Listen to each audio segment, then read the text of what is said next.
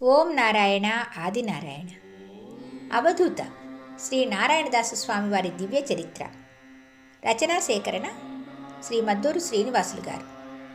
సమర్పణ శ్రీ నారాయణదాసు స్వామివారి భక్త బృందం, నెల్లూరు, తుమ్మల తలుపూరు. గాత్రం గంటి రేవతి. పర్యవేక్షణ మండవ రవికాంత్. అధ్యాయం 15.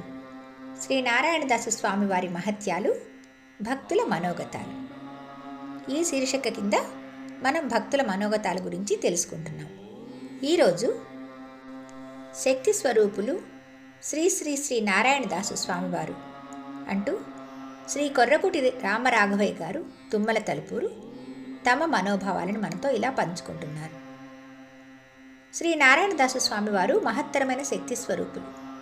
స్వామివారితో నాకు ఎన్నో ఏళ్ల నుంచి పరిచయ భాగ్యం ఉంది. అది నా పూర్వజన్మ సుకృతం. నా చిన్నతనంలో తొలిసారిగా నేను తలుపూరులో అవధూత భగవాన్ శ్రీ వెంకయ్య స్వామివారిని దర్శించుకున్నాను. అప్పట్లో శ్రీ వెంకయ్య స్వామివారు ఎక్కువగా తలుపూరులోనే వచ్చి ఉండేవారు. మా నాన్నగారు వెంకయ్య స్వామివారికి భక్తుడు కావటంతో నేను కూడా అదే విధంగా స్వామివారి భక్తితోనే ఉండేవాడిని. ఆ తర్వాత కొద్ది రోజులకు శ్రీ నారాయణదాసు స్వామివారు తలుపూరుకు వచ్చారు. తలుపూరులో ఇద్దరు అగ్నిగుండాలు వేస్తూ ఉండేవారు. వీరు అగ్నిగుండాలు వేస్తున్న కొద్ది దూరంలోనే మా ఇల్లు ఉండేది. శ్రీ నారాయణదాసు స్వామివారు మొదట్లో ఈ ఊరు సుందరరామరెడ్డి తోట వద్దకు వెళ్ళి అక్కడ అమ్మణ్ణి అంటే జగన్మాత పూజ చేస్తుండేవారు. పరిగ కంపలంటే ముళ్ళ కంపల మీద పరుగులు తీసేవారు. ఆ ముళ్ళ కంపల మీదనే హాయిగా నిద్రించేవారు. అయినా ఆ స్వామివారికి ఒక్క ముళ్ళైనా గుచ్చుకునేది కాదు.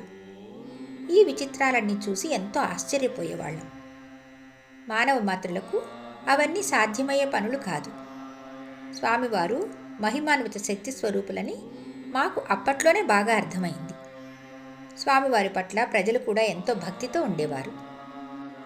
ఆ తర్వాత తలుపూరు గ్రామ పెద్దల సహకారంతో స్థలదాతలైన పెమ్మసాని ఆదిప్పనాయుడు, సాయపనేని వెంకటాద్రి నాయుడు వారి సోదరుల సహకారంతో తలుపూరులో స్వామివారు ఆశ్రమం నిర్మించుకున్నారు. అక్కడ స్వామివారు శ్రీ రాజరాజేశ్వరిదేవి అమ్మవారికి, శ్రీ పార్వతీదేవి అమ్మవారికి పూజలు చేస్తుండేవారు. అగ్నిగుండాలు వేస్తూ పూజలు చేస్తూ ప్రజల బాధలను ఉపశమింపచేసేవారు. ఎంతోమంది భక్తులు స్వామివారి వద్దకు రోజు వచ్చేవారు. స్వామివారు వారి కష్టాలు విని అమ్మవారి కరుణతో ఆ కష్టాలు పోతాయిలేయ్యా అని చెప్పేవారు. స్వామివారు చెప్పినట్లే భక్తులకు ఆ కష్టాలు తీరేవి. ఆ తర్వాత శ్రీ వెంకయ్య స్వామివారి ఆదేశంతో ఆశ్రమానికి గోవును తెచ్చి గోపూజ చేశారు. ఇక్కడ జగన్మాత పూజలు, గోసేవ చేస్తూ భక్తులను అనుగ్రహిస్తూ ఉండయ్యా అని శ్రీ వెంకయ్య స్వామివారు స్వామివారికి చెప్పడంతో గురుదేవుల ఆదేశం మేరకు స్వామివారు ఆనాటి నుంచి తలుపూరు ఆశ్రమంలోనే ఉన్నారు.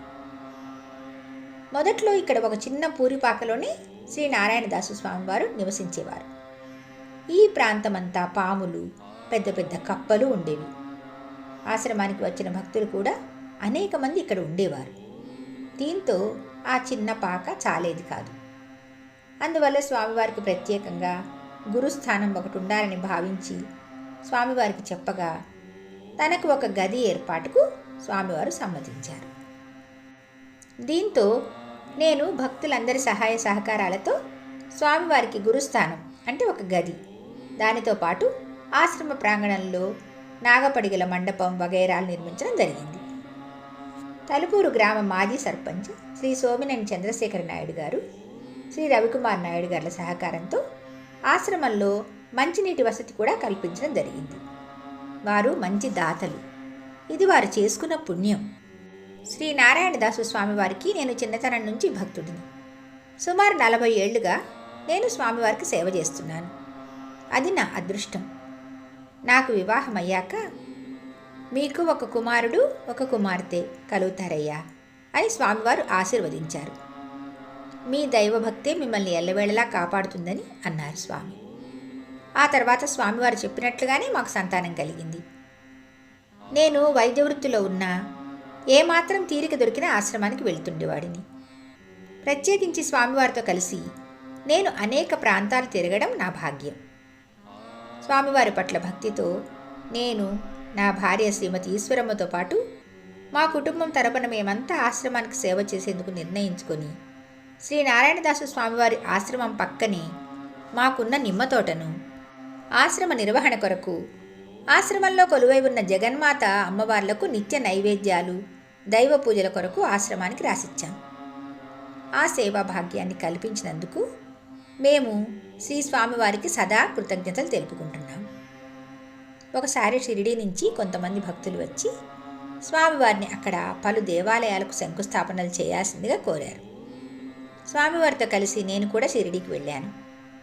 అక్కడ స్వామివారు తన స్వహస్తాలతో శ్రీ పంచముఖ విఘ్నేశ్వర స్వామి దేవాలయానికి, శ్రీ శ్రీనివాస సాయి ఆలయానికి శంకుస్థాపనలు చేశారు. షిరిడీ సమీపంలోని ప్రసిద్ధమైన జంగల్ మహారాజ్తో కలిసి స్వామివారి చేత అక్కడి భక్తులు ఈ శంకుస్థాపనలు చేయించారు. ఇదెంతో విశేషమైన విషయం. ఆ సందర్భంగా అక్కడి భక్తులు శ్రీ స్వామివారిని ఎంతో ఘనంగా స్వాగతించి స్వామివారి చేత ఆలయాలకు శంకుస్థాపనలు చేయించుకుని స్వామివారి అనుగ్రహం పొంది వారంతా పొంగిపోయేవారు. ఇవన్నీ నేను స్వయంగా స్వామివారితో వెళ్ళి చూసిన సంఘటనలు. శ్రీనారాయణదాసు స్వామివారు నిరంతరం నిద్ర లేచింది మొదలు గోవులు మేపుకునేందుకు ఎంతెంతో దూరం వెళ్ళి వస్తుంటారు. గోమాతలంటే స్వామివారికి ఎంతో భక్తి. ఇదే విధంగా నిత్యం ఆ జగన్మాతకు పూజలు చేస్తూ ఆ గురుదేవుడైన భగవాన్ శ్రీ వెంకయ్య స్వామి వారి నామస్మరణలో తరిస్తూ ఓం నారాయణ ఆదినారాయణ అనే దివ్యమంత్రంతో ఆశీర్వదిస్తూ భక్తులందరినీ అనుగ్రహిస్తూనే ఉన్నారు. భగవత్ స్వరూపులైన శ్రీనారాయణదాసు స్వామివారి అనుగ్రహం పొందడం నేను మా కుటుంబం చేసుకున్న అదృష్టం. ఇదంతా మా పూర్వజన్మ సుకృతమని మనసారా విశ్వసిస్తూ ఆ స్వామివారి దివ్యాశిస్సులు మీకు, మాకు, మనందరికీ, భక్తులందరికీ అన్ని వేళలా ఉండాలని ప్రార్థిస్తున్నాను. శ్రీ కొర్రకూటి రామరాఘవయ్య, తుమ్మల, తలుపూరు. తరువాత స్వామివారి భక్తులు శ్రీ కె వేణుగోపాల్, రత్నం విద్యాసంస్థల డైరెక్టర్, నెల్లూరు.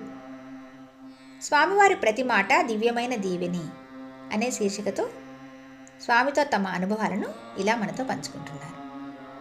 శ్రీ నారాయణదాసు స్వామివారి ప్రతి మాట ఒక దివ్యమైన దీవెనగానే ఉంటుంది. ఈ విషయం నాకు ప్రత్యక్ష అనుభవం కూడా. పలుసార్లు నేను ఆ స్వామివారిని దర్శించుకున్నాను. శ్రీ స్వామివారు సాక్షాత్తు ఆ భగవత్ స్వరూపంగానే నాకు కనిపించారు. ఆపదల్లో ఆదుకునే స్వామివారుగా నాకు అనిపించారు. తొలుత స్వామివారి గురించిన పరిచయ భాగ్యం నాకు నా ఆత్మీయ మిత్రుడు శ్రీ చంద్రశేఖర్ గారి ద్వారా కలిగింది.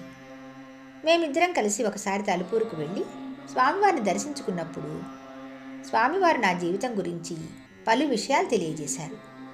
నేనెంతో ఆశ్చర్యపోయాను. నా జీవితంలో జరిగిన పలు సంఘటనలు పూసగుచ్చినట్లు వివరించారు. స్వామివారు చెప్పినవన్నీ నా జీవితంలో జరిగినవే. దాంతో స్వామివారి మహిమ నాకు బోధపడింది. ఒకసారి నేను, చంద్రశేఖర్ గారు తలుపూరు ఆశ్రమానికి వెళ్ళి ఉండగా అప్పుడు స్వామివారు అగ్నిగుండం పూజ చేస్తున్నారు. మేమిద్దరం దూరంగా కూర్చుని ఏదో మాట్లాడుకుంటూ ఉండగా మాకు సంబంధించిన ఒకరికి అనుకోకుండా ప్రమాదం జరిగినట్లు ఫోన్ ద్వారా తెలిసింది. మనసంతా ఆందోళనతో నిండిపోయింది. అప్పుడు దూరంగా ధుని వద్ద పూజలో ఉన్న స్వామివారు నా వైపు తిరిగి, అయ్యా, ప్రమాదమేమీ లేదులేయ్యా, అమ్మవారు కాపాడిందిలేయ్యా అంటూ తిరిగి పూజలో నిమగ్నమైపోయారు. ఈ సంఘటన స్వామివారికి ఎలా తెలిసిందని నేను ఆశ్చర్యపోతుండగానే మళ్ళీ కాసేపటికి నాకు ఫోన్ వచ్చింది. ఎవరికి ఏమీ ప్రమాదం లేదని. నాకెంతో ఆశ్చర్యం కలిగింది. స్వామివారు అలా చెప్తే ఇలా జరిగిపోతుందంటే నేను ఏదో అనుకున్నాను, కానీ ఇంత ఖచ్చితంగా జరుగుతుందని మొదట్లో అనుకోలేదు. ఆ తర్వాత నుంచి కూడా ఎంతో భక్తితో ఎన్నోసార్లు మేము ఆశ్రమానికి వెళ్ళాం. స్వామివారు ఏమి చెప్పినా అది దీవెనగానే ఉంటుందన్నది నాకు అర్థమైన విషయం. స్వామివారు తన భక్తులను ఎప్పుడూ కంటికి రెప్పలా కాపాడుకుంటారనే సత్యం నాకు బోధపడింది. ఒకసారి నాకొక ప్రమాదం జరిగింది. నేను హైదరాబాద్ నుంచి నెల్లూరుకు ఒక్కడినే కారు నడుపుకుంటూ వస్తుండగా హైవేలో ఒంగోలు వద్దకు వచ్చేసరికి ఒక్కసారిగా ఒక గేదె కారుకు అడ్డం వచ్చింది. ఆ ప్రమాదంలో కారు అదే వేగంతో దొర్లుకుంటూ వెళ్ళి రోడ్డు పక్కనే ఉన్న పొలంలోని గడ్డివామిలో పడింది. కళ్ళు మూసి తెరిచేలోగా ఈ ప్రమాదం జరిగిపోయింది. ఆ సమయంలో నాకేమీ అర్థం కాలేదు. కారులోంచి ఎలా బయటకు రావాలో తెలియలేదు. మరోవైపు అక్కడి గ్రామస్తులు అప్పటికే కారును చుట్టుముట్టి ఉండడం నాకు కారులోంచి కనిపించింది. నాకేమైనా గాయాలు తగిలాయో లేదో కూడా నేను చూసుకునే పరిస్థితిలో లేను. అందుకే కారు చుట్టూ జనం ఉండడంతో ఏమైందోనని భయం వేసింది. ఆ పరిస్థితుల్లో ఒక్కసారిగా నాకు స్వామివారు గుర్తొచ్చారు. స్వామి నీవే దయ అంటూ కళ్ళు మూసుకొని అలాగే కూర్చున్నాను. చుట్టూ ఉన్న జనం కారు తలుపులు తీశారు. నేను బయటకొచ్చాను. అయితే వారంతా నన్ను ఆ ప్రమాదం నుంచి రక్షించడానికే వచ్చారు. ఆ గడ్డివాము నుంచి నన్ను, నా కారును బయటకు తీసుకువచ్చి సహాయం చేశారు. ఎంత అద్భుతం! ఆ ప్రమాదంలో కారు బాగా దెబ్బతిన్నా అదే కారులోనే నేను నెల్లూరు దాకా సురక్షితంగా రాగలిగానంటే అంతా స్వామివారి దయే. అప్పుడు నాకు అనిపించింది స్వామివారు నన్ను ఎంతగా కాపాడారో అని. నా మనసులోనే స్వామివారికి కృతజ్ఞతలు తెలుపుకున్నాను.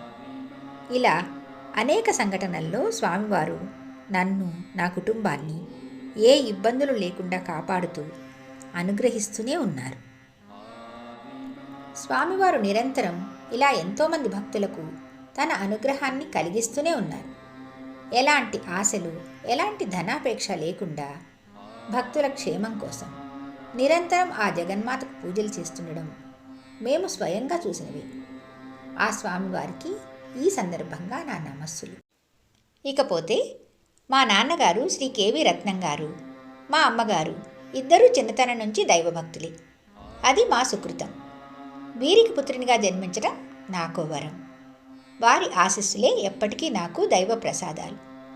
ప్రత్యేకించి మా నాన్నగారు ఎంతో ప్రతిష్టాత్మకమైన విద్యాసంస్థలు నిర్వహిస్తూ నిత్య జీవితంలో కూడా ఎంతో ధర్మబద్ధంగా నడుచుకుంటూ నిరంతరం ఎన్నో పుణ్యకార్యాలు చేస్తూనే ఉంటారు.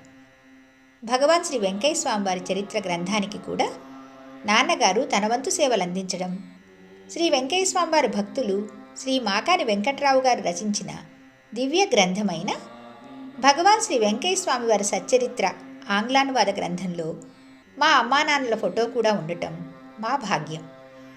నా తల్లిదండ్రుల పుణ్య విశేషం వల్లనే ఆ స్వామివారి ప్రియ శిష్యులైన శ్రీ నారాయణదాసు స్వామివారితో నాకు పరిచయ భాగ్యం కలిగి ఉంటుందని, ఇదంతా నేను, మా తల్లిదండ్రులు, మా కుటుంబం చేసుకున్న పుణ్యమేనని, ఇదంతా పూర్వజన్మ సుకృతమేనని నేను భావిస్తున్నాను. ఇప్పుడు ఈ అపురూపమైన అవధూత శ్రీ నారాయణదాసు స్వామివారి దివ్య చరిత్ర గ్రంథంలో నా అభిప్రాయం కూడా ఉండడం మా భాగ్యం. ఇదంతా ఆ భగవత్ సంకల్పమేనని నా మనసుకు తెలుస్తూ ఉంది. ఇంతటి భాగ్యం కలిగించిన భగవాన్ శ్రీ వెంకయ్య స్వామి వారికి, ఆ స్వామివారి ప్రియ శిష్యులైన శ్రీ నారాయణదాసు స్వామివారికి, కరుణామయి అయిన ఆ జగన్మాత అమ్మవారికి ఇవే నా భక్తిపూర్వక నమస్కారాలు. శ్రీ కె వేణుగోపాల్, రత్నం విద్యా సంస్థల డైరెక్టర్, నెల్లూరు. మరికొంతమంది భక్తుల మనోగతాలను మనము మరో భాగంలో చూద్దాం. భగవాన్ శ్రీ శ్రీ శ్రీ గొలగముడి వెంకయ్య స్వామి మహారాజుకి జై.